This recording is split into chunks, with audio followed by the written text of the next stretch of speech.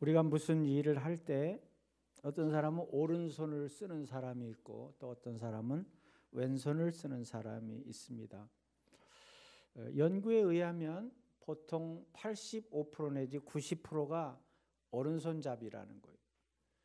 한번 여기서도 확인해 볼까요? 왼손 쓰는 사람 손 들어보세요. 왼손. 이거 보세요. 얼마 안 되잖아요. 통계가 맞는 거예요.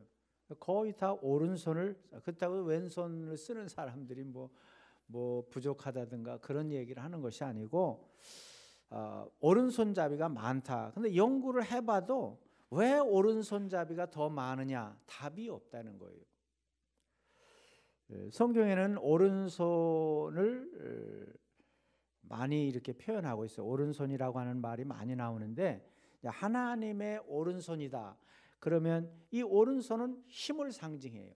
능력, 권세 이런 표현을 사용하고 있어요. 그러니까 하나님의 권세와 능력과 복이 전달되는 통로가 바로 오른손이다. 그렇게 말하고 있습니다. 시편에도 보면 주의 팔에 능력이 있사오며 주의 손은 강하고 주의 오른손은 높이 들리셨나이다 그랬어요. 하나님의 팔이 나오고 하나님의 손이 나오잖아요. 하나님이 팔이 있고 손이 있어요? 그런 거는 없죠.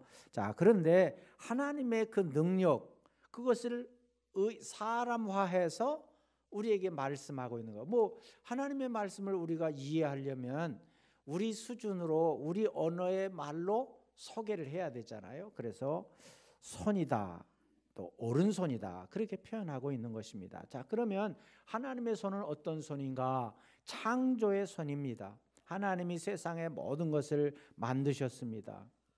우주 만물을 만드시고 사람도 만드셨어요. 사람은 그렇잖아요. 사람은 아무리 뛰어난 무엇을 만든다고 할지라도 혼자서 다 만들지는 못해요. 예를 들면 자동차를 만든다. 그럼 자동차를 3만 몇 가지의 부속이 있다 그러는데 그걸 한 사람이 다 만드는 건 아니란 말이에요. 여러 사람이 부품별로 이렇게 만들고 그래서 하나의 자동차로 조립을 하는 거예요. 박사학위를 가진 사람도 자기 분야에서는 최고예요. 그러나 다른 거는 잘 몰라요. 모든 것이 다 마찬가지예요. 예술을 하는 사람도 바이올린을 하는 사람은 바이올린만 할 줄 알고 피아노를 치는 사람은 피아노만 치는 거예요. 운동선수도 다 자기 분야가 있어요. 혼자 다 하는 건 아니에요. 자, 그런데 하나님은 혼자서 모든 것을 창조하셨어요. 그러니까 하나님의 창조와 인간이 만든 것은 달라요. 이와 같이 하나님께서는 없는 데서 이 세상의 모든 것을 창조하신 손이셔요. 자, 두 번째는 일하시는 손입니다. 하나님은 부지런하셔요. 그래서 시편에도 보면 이스라엘을 지키시는 이는 졸지도 아니하시고 주무시지도 아니하신다 그랬어요. 사실 우리는 피곤해서 잠자고 힘들어도 잠자고 그러잖아요. 그리고 쉬는 동안에도 하나님은 여전히 우리의 호흡을 주장하셔요. 우리의 심장의 박동을 뛰게 하셔요. 그렇잖아요. 호흡하지 않고 심장의 박동이 멈추면 사람이 살 수가 없어요. 그렇기 때문에 하나님은 주무시지도 않으면서 열심히 일하셔요. 농부가 잠을 자도요 식물은 자라요. 농부가 잠을 자도 동물은 자라요. 하나님이 해주시는 거예요. 자, 한순간도 창조 이후로 한순간도 하나님은 쉬신 일이 없어요. 그래서 하나님은 손은 계속해서 이 우주를 운행하실 뿐만 아니라 세계 역사를 만들어서 지금까지 오게 하셨다 하는 것입니다. 그러니까 인류가 타락한 이후로 한순간도 인간 구원을 위해서 멈추신 일이 없어요. 오늘도 계속해서 한 영혼을 구원하기 위해서 부지런히 일하시는 하나님이신 줄로 믿습니다. 그런가 하면 하나님의 손은 교만한 자와 악한 자를 꺾으시는 손이다 하는 거예요. 여러분, 하나님은요 겸손하고 온유하고 순종하는 사람에게는 한없이 따뜻하고 부드러운 손이에요. 그런데 하나님을 대적하고 강팍하고 고집부리고 교만한 자에 대해서는 강력하게 심판하시는 손이에요. 그럼 왜 하나님이 그렇게 하실까요? 그것은 바로 여러분을 보호하기 위해서 그러는 거예요. 나라에도 법이 있잖아요. 악한 일을 하는 사람은 법으로 엄히 다스리잖아요. 그것은 뭐 때문에 그래요? 선하게 사는 여러분, 착하게 사는 여러분을 보호하기 위해서 법이 지켜주는 거예요. 이스라엘 백성들이 애굽에서 출애굽을 할 때 얼마나 바로가 고집을 부렸습니까? 심지어는 10가지 재앙을 내렸잖아요. 그래서 결국은 바로가 항복을 해요. 하나님의 뜻대로 그들이 다 출애굽을 하잖아요. 마지막 심판은 모든 가정의 장자를 죽게 하는 엄청난 심판이었어요. 뒤따라오던 군대들까지 홍해에 수장시키고 이렇게 엄격하게 하나님이 심판하시는 것은 뭐 때문이야? 그 백성들을 보호하기 위함이라고 하는 거예요. 그것이 바로 그들에게는 무서운 심판이었지만 택한 백성들에게는 무한한 사랑의 하나님의 모습이라고 하는 것입니다. 그리고 하나님은 구원의 손이셔요. 430년 동안 애굽에서 종사를 하던 그 이스라엘 민족을 고통스러워서 신음하는 그 민족을 기억하시고 구원해 내셨다는 거예요. 왕의 권세로 막고 모든 군대로 막고 심지어는 홍해가 가로막아도 하나님은 조금도 지체됨이 없이 그들을 구원해 내셨다 하는 거예요. 지금도 우리들을 구원하기 위해서, 인간을 구원하기 위해서 하나님은 모든 것을 동원하셔요. 세계 75억의 인구가 있다고 그러는데 그 중에서 한 영혼이 구원받는 것을 하나님은 기뻐하신다 그랬어요.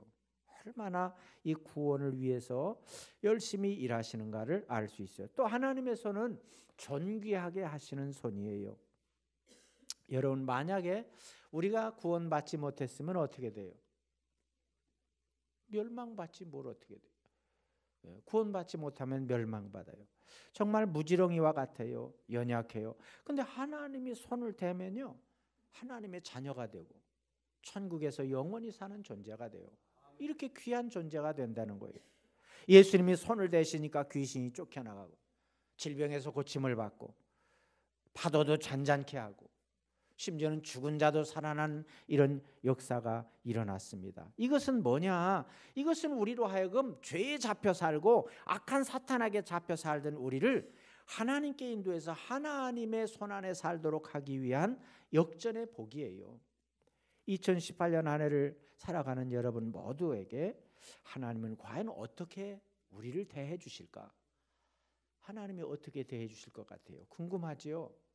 오늘 그 하나님이 여러분을 어떻게 대해 주실까를 여러분에게 소개하려고 해요. 첫째로 하나님은 우리를 아셔요. 우리의 모든 것을 아셔요.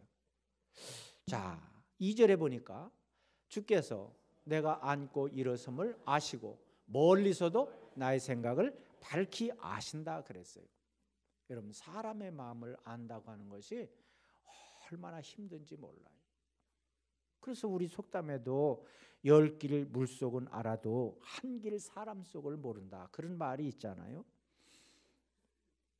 여러분, 어떤 때는 살다가 보면 내가 나를 모를 때가 있어요.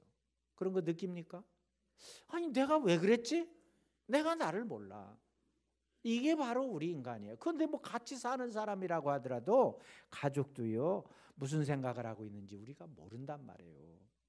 자, 그런데 하나님은요, 속속들이 아셔요. 자동차의 부속이 수만 개로 이루어졌다고 하더라도요, 자기 분야만 안다 그랬잖아요. 아까. 어떻게 다른 분야를 알겠어요? 몰라요. 그러나 하나님은 우리의 모든 것을 알고 계셔. 심지어는 우리의 머리카락까지도 세신다 그랬어요. 하나님은 우리의 행동도 아셔요. 2절에 내가 앉고 일어섬을 아시고 나의 모든 행위를 아신다 그랬어요. 우리의 말도 하나님은 다 들으셔요. 언젠가 소련의 과학자가 그런 말을 했어요. 사람이 이렇게 말을 하잖아요. 그럼 이 말이 없어지는 게 아니라는 거예요. 이 공중에 이렇게 떠 있대요. 공중에. 눈에는 안 보이니까 말이 떠 있다는 거예요. 그래서 앞으로 과학이 발달되게 되면 공중에 떠 있는 사람의 말을 채집할 날이 오게 될 것이라, 이런 황당한 말을 했어요. 근데 생각해 보니까 과학만 발달된다 그러면 그게 가능하지 않을까? 이런 생각도 해봐요. 그러니까 그렇게 되면 어떻게 되겠어요? 유명한 성자나 또 뭐 예수님의 말씀하신 거라든가 그런 말씀을 지금 다시 채집해가지고 다시 들을 수가 있다고 하는 거예요. 놀라운 말이잖아요. 그러니까 예를 들어서 죄를 지은 사람이 재판을 받는데 거짓말을 해. 그러면 그 사람의 말을 다 채집해가지고 이렇게 하면 꼼짝없이 걸리는 거잖아요. 우리는 말하고 나면 없어지니까 금방 말하고도 아니라고 그러면 할 수 없어. 어떻게 하겠어요? 녹음을 해놓지 않는 한은 안 되잖아요. 근데 그 과학자는 그런 말을 했어요. 그런데요, 과학이 그걸 못한다 하더라도 하나님은 다 알고 계셔요. 하나님은 다 듣고 녹음해 놓고 계시다 하는 거예요. 옛날 어느 수도원에 아주 덕망 있는 원장님이 계셨어요. 그러니까 많은 사람들이 그의 제자가 되겠다고 그 수도원으로 몰려왔어요. 근데 많은 제자들이 있는데 그 중에서 맨 막내 그 제자를 원장님이 특별히 사랑하는 거예요. 근데 그 막내는 나이도 어리지만 아주 인물도 못생겼어요. 그리고 지력도 떨어져요. 지력도 떨어져. 근데 이상하게 그 막내를 사랑하니까 다른 제자들이 괜히 시기심이 생긴 거예요. 그래서 막 원장님에게 항의를 하고. 근데 어느 날은 그 모든 제자들이 한꺼번에 몰려와서 막 시위를 하는 거예요. 그럴 수가 있습니까, 원장님? 어떻게 해서 그 막내만 사랑합니까? 마치 아버지가 요셉을 사랑했던 것과 같았었던 것 같아. 자, 그러니까 이제 원장님도 코너로 몰렸어요. 그러면 내가 시험을 하나 내겠다. 오늘 너희들에게 시험을 하나 낼 테니까 다 모여라. 그래가지고 운동장에 모아놓고 새 한 마리를 다 나눠줬어요. 모든 제자들에게 새 한 마리를 나눠주면서 이제 해 지기까지 아무도 모르는 데 가서 아무도 몰래 이 새를 죽여가지고 오너라. 그렇게 숙제를 냈어요. 다 흩어졌어요. 여기저기 흩어져서 나름대로 새를 죽여가지고 오는 거예요. 그러니까 뭐 해지기 전까지 막 수도원 앞마당에 새가 수북히 쌓였어요. 다 죽여가지고 왔으니까. 근데 이 막내가 보이질 않아요. 막내 한 사람만 보이질 않는 거예요. 근데 막내가 막 이제 어둑어둑해지는데 헐레벌떡 달려오는데 그의 손에는 역시 새가 살아있는 거예요. 죽이지 못하고 그냥 온 거예요. 그러니까 모든 제자들이 손가락질했어요. 거 봐라, 그럴 줄 알았다. 그러면서 비웃고 있었어요. 그러니까 원장님이 막내에게 물었어요. 왜 새를 그냥 가지고 왔느냐? 그러니까 막내가 하는 말이, 원장님, 아무도 보지 않는 데서 새를 죽여오라고 했는데 아무리 으슥한 곳에 가도 사람은 없는데 하나님이 보고 계셨어요. 이래서 새를 들고 왔다는 거예요.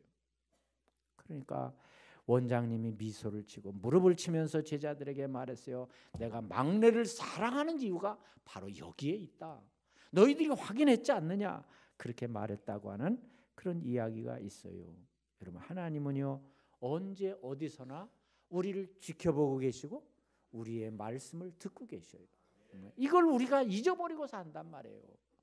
이 사실을 우리가 분명히 성경이 증언하고 있는데, 성경이 말씀하고 있는데 우리가 그것을 잊어버리고 산다. 그래서 내 마음대로 생각하고 내 마음대로 행동한다고 하는 거예요.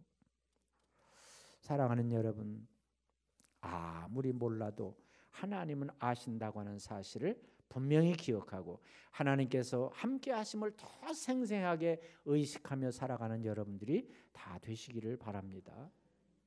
두 번째는 하나님은 우리를 보호해 주신다 하는 거예요. 5절 말씀에 보면 주께서 나의 앞뒤를 둘러싸시고 내게 안수하셨나이다 그랬어요. 앞뒤를 둘러쌌다고 하는 것은 옛날에는 이제 성 안에 살았잖아요. 성을 원수의 군대들이 잘 이렇게 포위한 상태를 묘사할 때 쓰는 말이에요. 포위 당했으니까 어디로든지 빠져나갈 길이 없어요. 피할 길이 없어요. 이것처럼 하나님께서 강권적으로 여러분을 앞뒤에서 지켜주심으로 악한 세력으로부터 여러분을 보호해 주신다고 하는 거예요. 그런 사랑으로 우리가 그런 은혜를 입고 지금까지 여기까지 오게 되었다 하는 것이에요. 그래서 이사야 41장에도 보면 이는 나 여호와 너의 하나님이 내 오른손을 붙들고 내게 이르기를 두려워하지 말라. 내가 너를 도우리라 할 것임이라. 하나님이 이렇게 오른손을 붙들고 두려워하지 말라. 여러분이 누구를 위로하고 격려할 때 손을 딱 붙들고 힘내세요, 걱정하지 마세요, 이렇게 말하잖아요. 하나님이 여러분의 오른손을 붙들고 그렇게 말씀하신다는 거예요. 어린아이에게는 보호자가 필요해요. 어린아이 혼자는 살아갈 수가 없어요. 마찬가지로 우리가 이 세상을 살아가는데 보호자가 필요해요. 바로 하나님이 우리의 보호자가 되신다 하는 것이에요. 여러분, 아무리 인간이 뛰어나고 난다고 해도요, 결국은 하나님의 빈틈없는 계획 속에서 우리가 존재한다고 하는 것을 아셔야 돼요. 그래서 하나님의 품 안에서, 하나님의 손 안에 있다고 하는 것, 하나님의 은혜 속에 산다고 하는 것을 꼭 잊지 말고 기억하는 여러분들이 되시기를 바랍니다. 우리나라는요, 하나님이 복을 주실 수밖에 없을 것 같아요. 여러분, 애국가를 부를 때 하나님이 보호하사 우리나라 만세, 믿음으로 그냥 이렇게 미리 선포하잖아요. 그러니까 하나님이 어떻게 복을 안 주시겠어요? 이제 평창 올림픽이 2월 달에 시작이 된다 그러는데, 거기서 만약에 금메달을 딴다 그러면 세계 모든 사람이 지켜보는 가운데서 하나님이 우리나라를 보호하십니다, 우리나라 만세, 이렇게 애국가를 통해서 세계 사람들에게 알리잖아요. 그러니까 하나님이 복을 주실 수밖에 없는 거예요. 그래서 이 나라가 이렇게 복을 받은 거예요. 여러분, 우리의 안전은요, 강한 군대가 지켜주는 것이 아니에요. 그래서 군대가 필요 없다는 얘기는 아니에요. 그게 전부가 아니라고 하는 거예요. 우리의 안전은 돈이 지켜주는 것이 아니에요. 우리의 안전은 과학이 지켜주는 것이 아니에요. 우리의 안전은 권세가 지켜주는 것이 아니에요. 우리의 안전은 하나님이 지켜주시는 줄로 믿습니다. 그래서 이사야서에 보면 여호와께서 너희 앞에서 행하시며 이스라엘 하나님이 너희 뒤에서 호위하신다 그랬어요. 앞뒤에서 철벽으로 우리를 지켜주신다고 하는 거예요. 제가 이 말씀을 읽으면서 그런 생각을 했어요. 아주 제가 어렸을 때 시골에서 아주 벽촌에서 살았는데 전기도 없어요. 그런데 시골은요, 특징이 뭐예요? 여기 집 하나 있으면 산을 넘어야 또 집 하나가 있어. 이 집이 막 이렇게 모여 있는 그런 마을은 그렇게 흔치 않아요. 우리도 그 산 속에 우리 집만 있는 곳에서 살았어요. 근데 친구들하고 놀다가 해가 떨어진 데 오잖아요. 그럼 캄캄한 데 오면요, 무서워가지고, 좀 부끄러운 이야기인데 무서워가지고 산 쪽으로는 못 가. 그래가지고 어쪽으로 가냐? 주로 밭을 이용해. 밭을 이용하면 옆에 좀 터 있잖아요. 근데 밭을 이용해가지고 어떻게 하냐? 부지런히 뛰어와요. 빨리 뛰어와.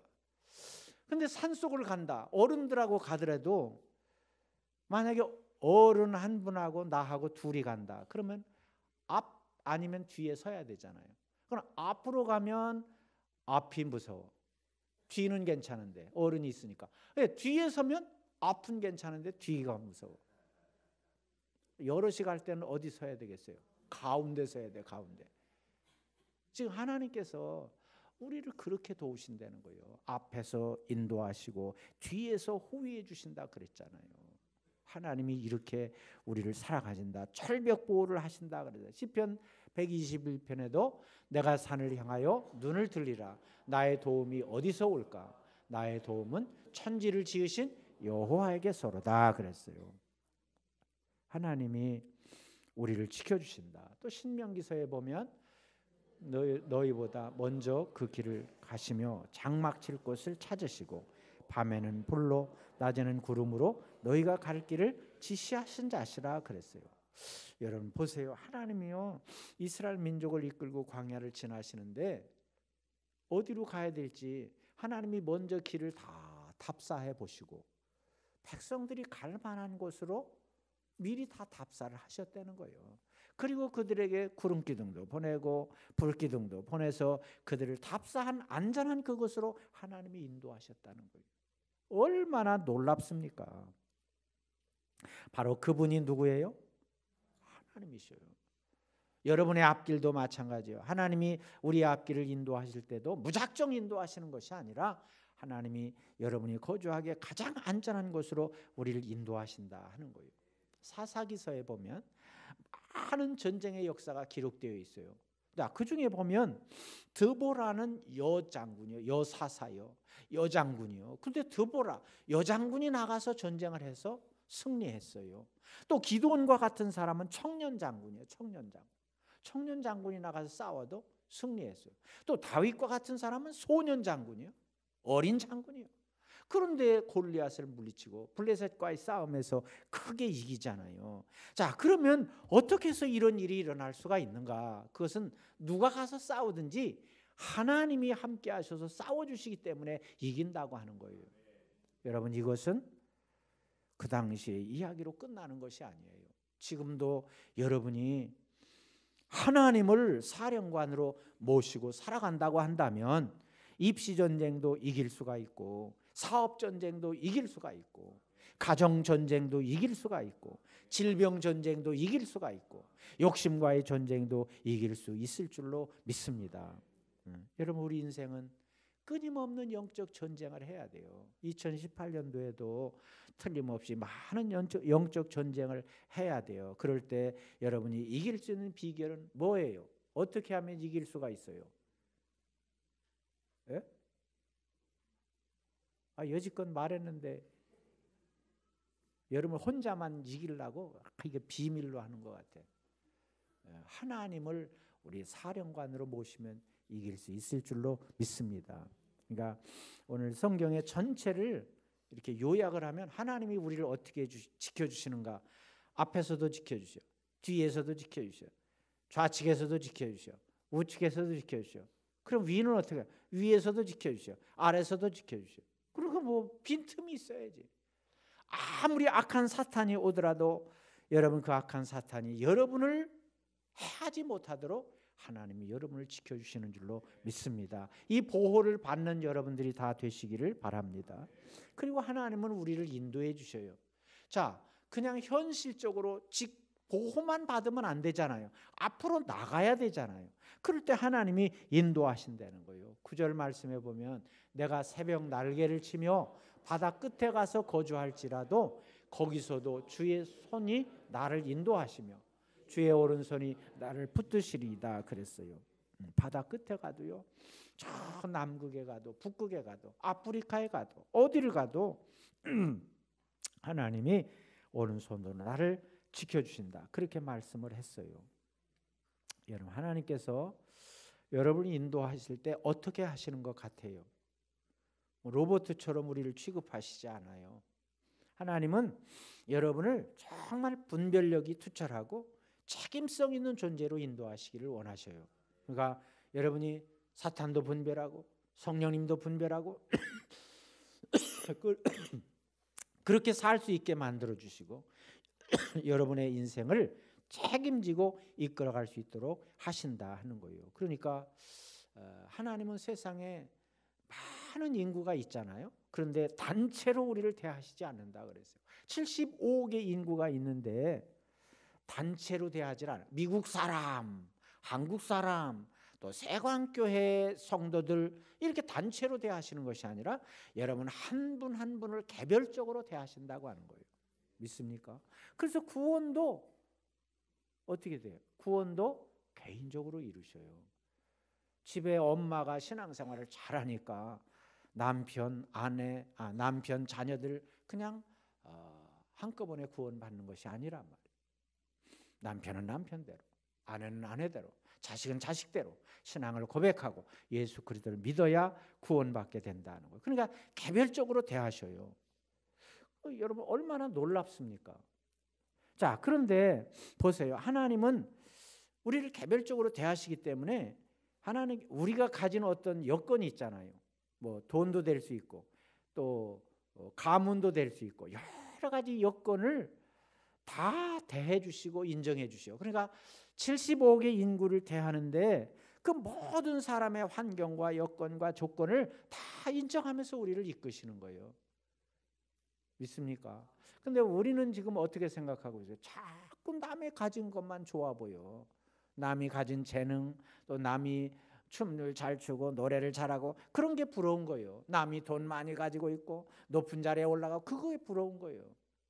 여러분에게 주어져 있는 것을 더 소중히 여기고 그것을 가치 있게 여겨야 되는데 왜? 하나님은 여러분에게 주어진 그 범위 내에서 여러분을 인도하시기 때문에 그래서 하나님이 뭐 돈이 어느 정도 돼야 되고 권세가 어느 정도 돼야 되고 학력은 어느 정도 이걸 원하시는 하나님이 아니시잖아요.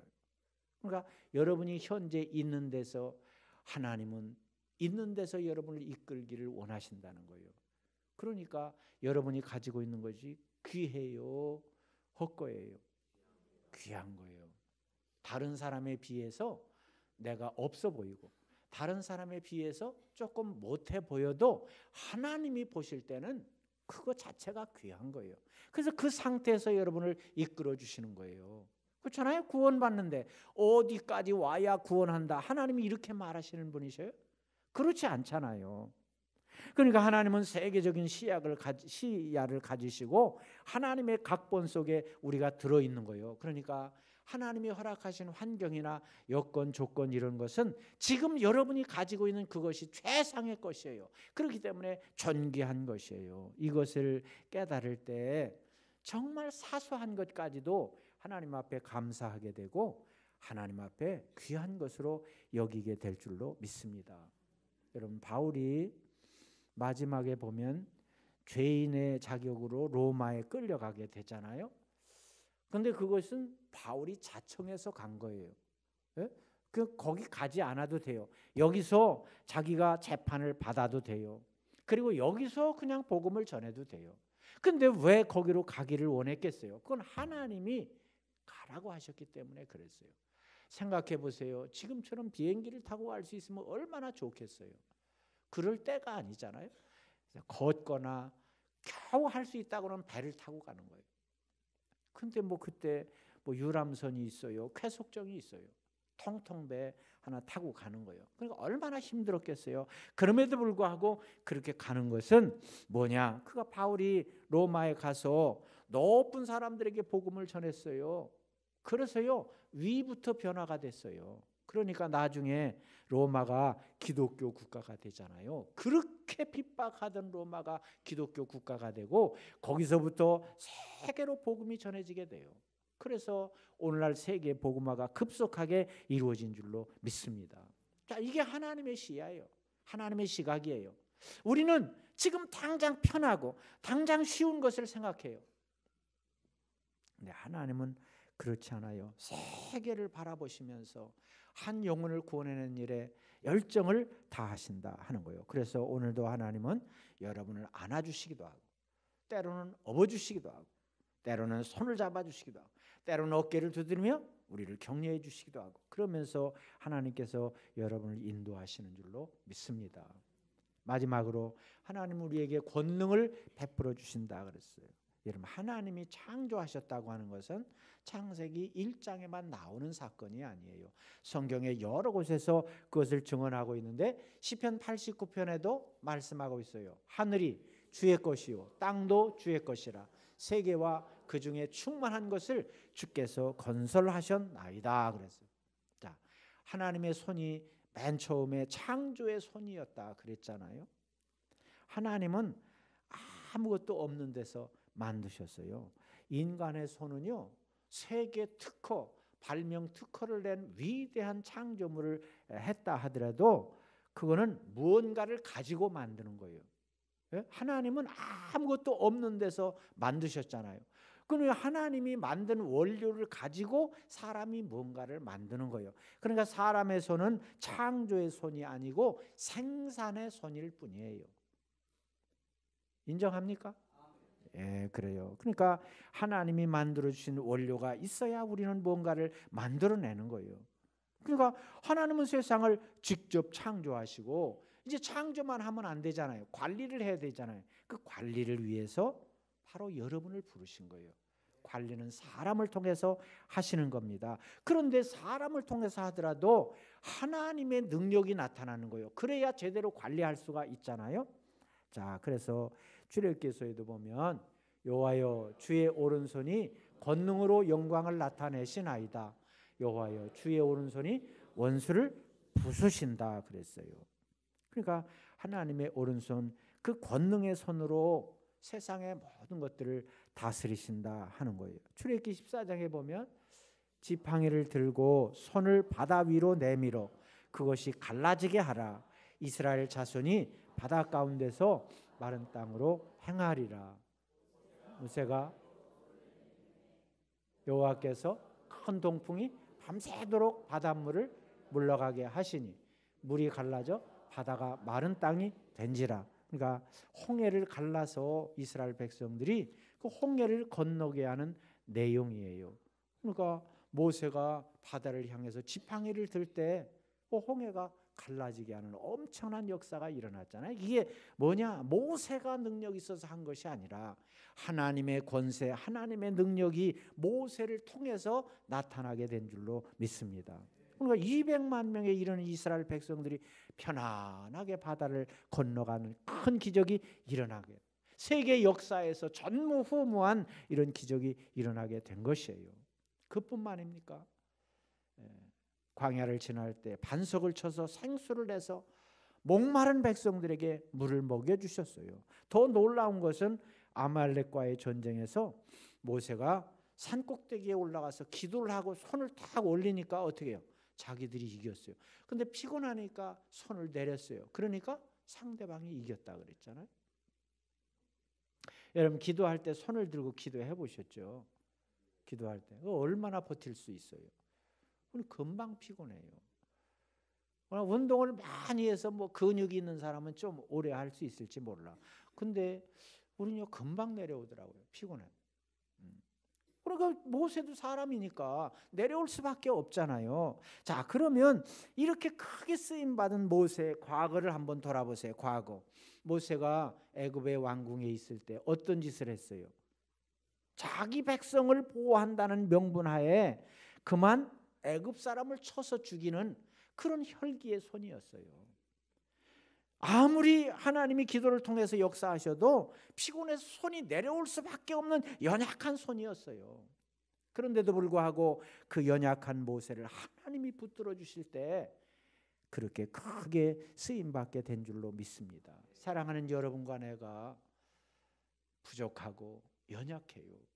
그러나 하나님이 여러분을 붙들어 주시면 능력이 나타날 줄로 믿습니다. 이런 믿음 가지고 금년 안에 사는 여러분이 되시기를 바랍니다. 그래서 시편 118편에도 여호와의 오른손이 높이 들렸으며 여호와의 오른손이 권능을 베푸신다 그랬어요. 누구를 위해서 베푸는 거예요? 여러분을 위해서 베풀어 주신다고 하는 거예요. 또 이사야 41장에 보면 두려워하지 말라 내가 너와 함께 함이니라. 놀라지 말라 나는 내 하나님이 됨이라. 내가 너를 굳세게 하리라. 참으로 너를 도와주리라. 참으로 의로운 오른손으로 너를 붙들리라 그랬어요. 오늘도 하나님께서 여러분을 통해서 그 능력을 나타내시기를 원하셔요. 여러분이 믿음으로 기도할 때 모세에게 주셨던 그 능력, 여호수아에게 주셨던 그 능력이 나타나게 될 줄로 믿습니다.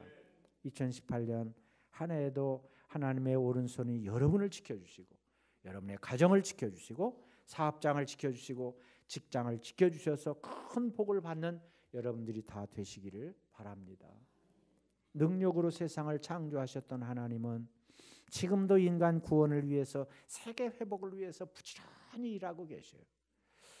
하나님이 일하시는데 우리가 게을러서 밖에 서 있을 수 있어요?